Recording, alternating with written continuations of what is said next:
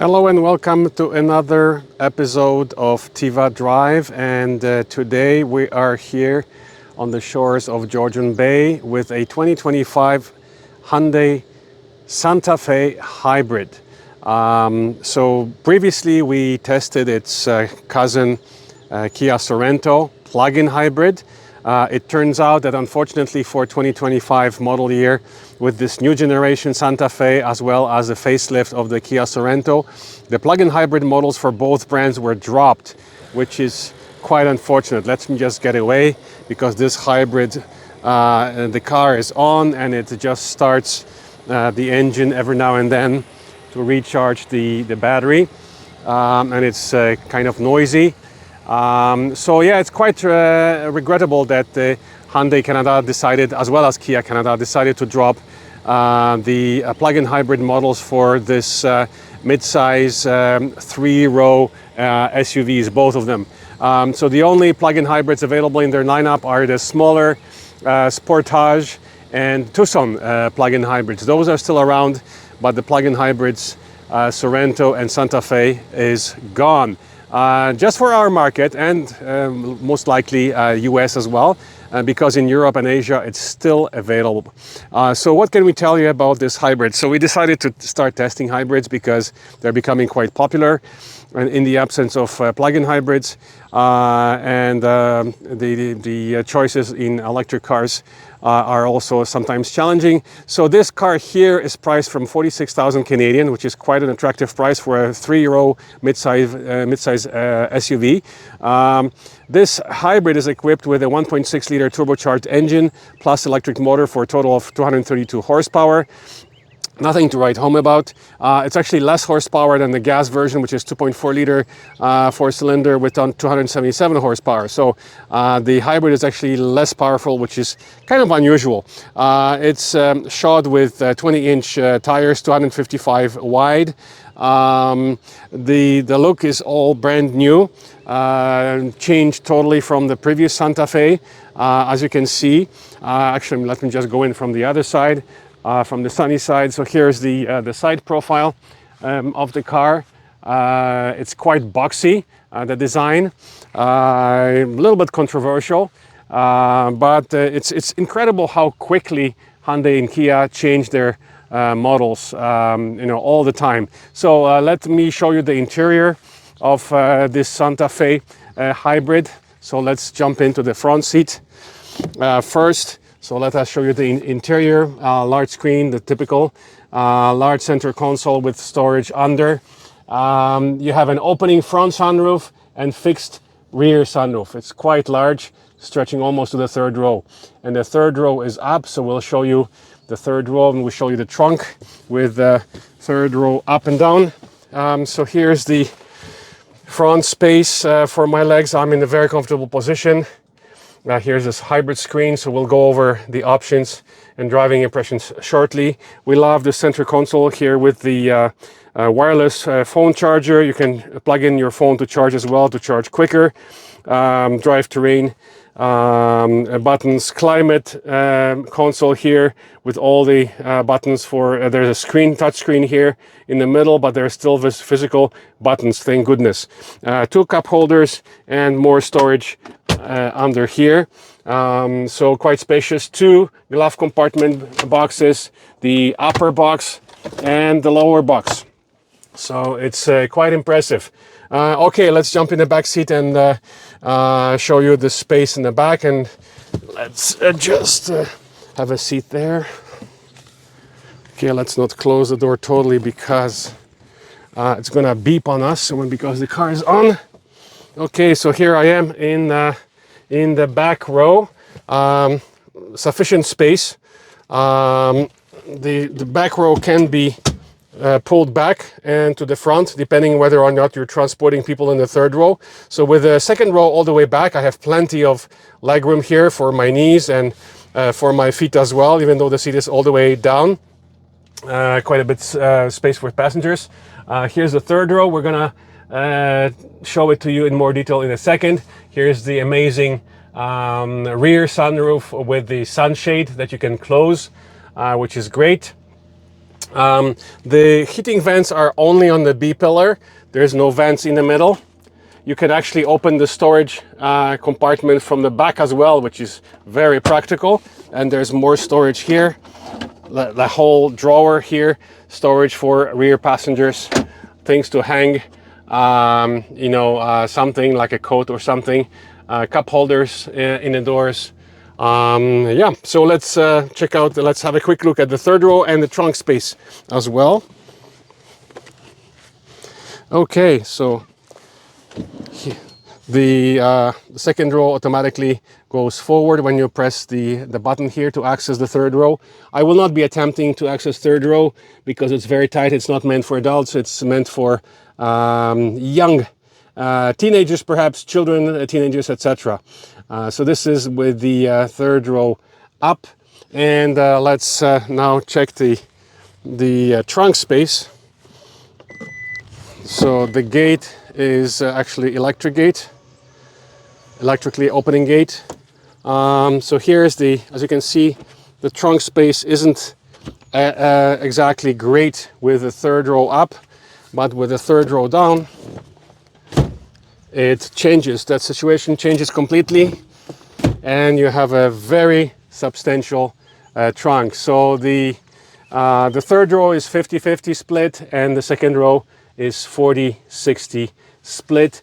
You have the vent controls for the rear as well here for the third row, and you can fold down. It's a spring-loaded third row, second row, and the third row seat.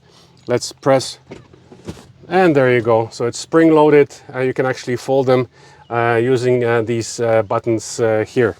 And not much space under here, just emergency kit, etc., because there's the hybrid battery right there. Okay, so that's about it for the walk around and exterior design. Let's jump inside and take you for a spin and tell you about our test results of this 2025 Hyundai Santa Fe Hybrid. Okay, so let's jump inside and give you our test result and our impressions.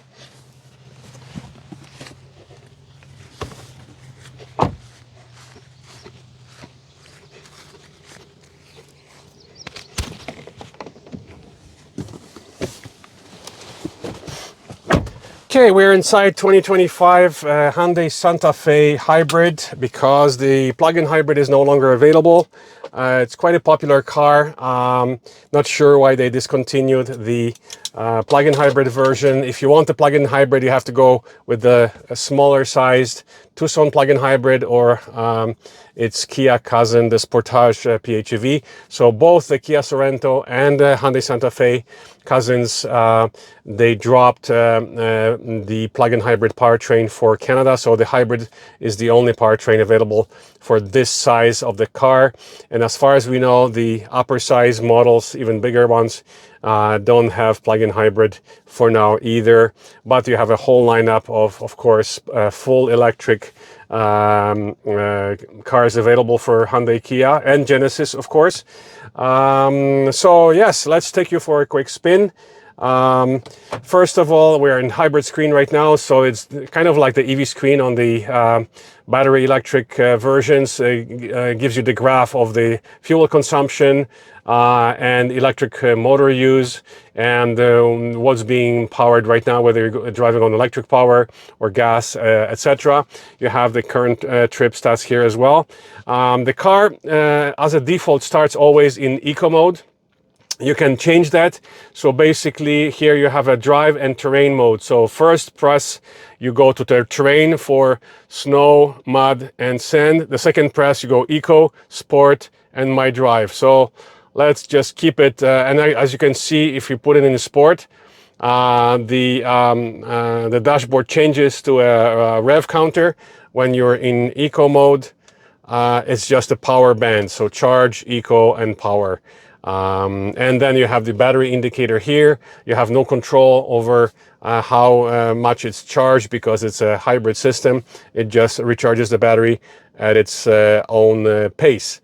Okay, so as we mentioned, there's a great climate screen here with all the touch buttons here. You have a few physical buttons here as well. This is for map navigation, search, media, track, etc.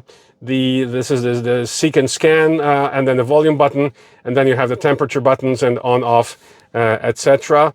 And then the rest of it is kind of these are touch buttons here. So AC, on, off, recycle, climate off, driver only, etc., etc.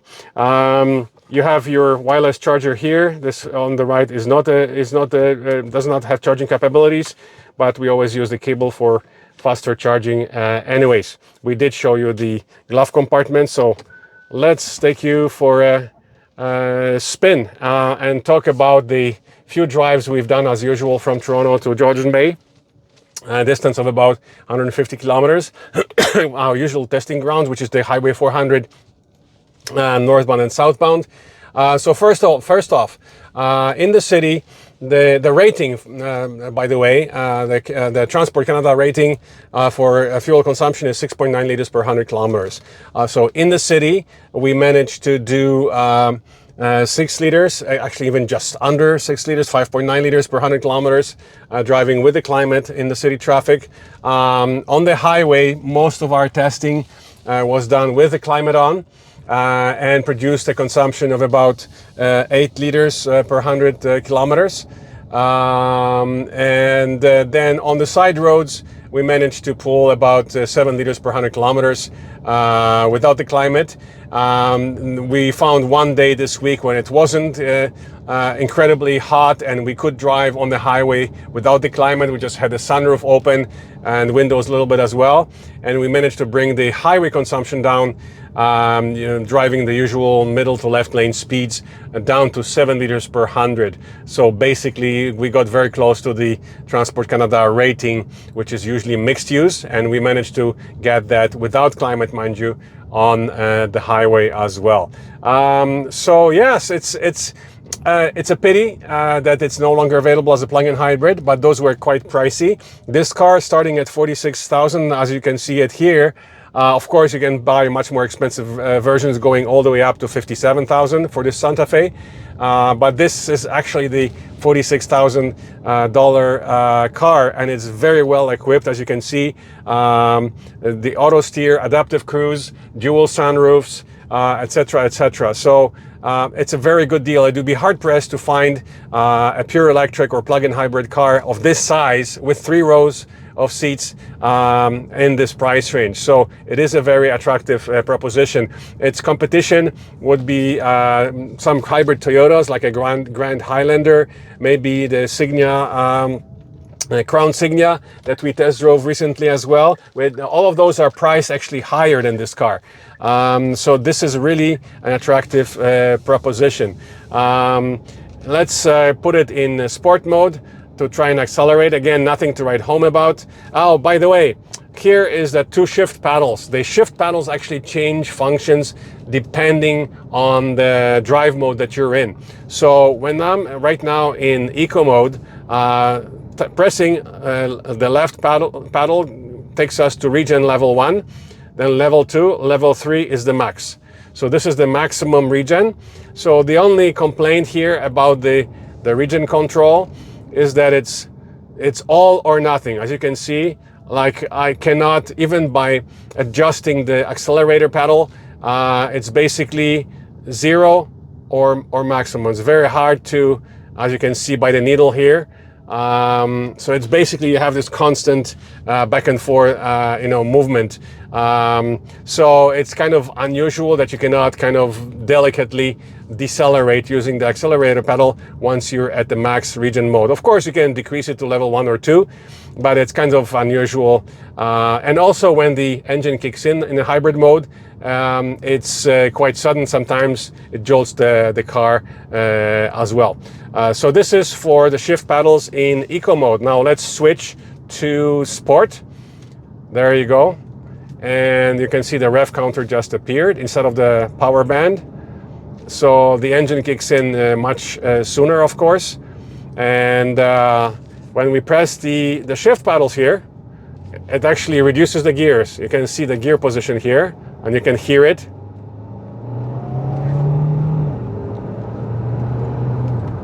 There you go. You can change gears. Let's change them down.